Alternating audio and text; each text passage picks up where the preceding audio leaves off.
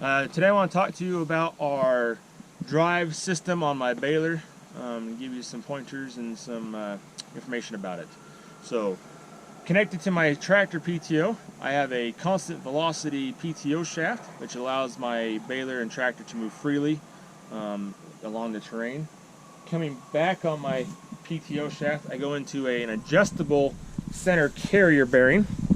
This bearing is adjustable so that I can make my PTO to my tractor as flat as possible to allow for all my different terrain conditions.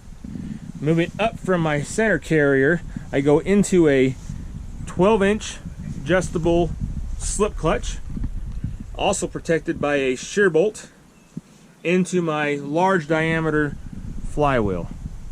The larger diameter helps with inertia and pushing the plunger over center and compressing the bell in the chamber with less pressure back against my tractor and the driveline. Moving up into my triple reduction gearbox allows for, on my standard balers, a minimum of 125 horse. On my Rotocup balers, 175 horse is the minimum requirements, which allows me the ability to put a reasonably sized tractor on the front for fuel economy and use for my everyday baling.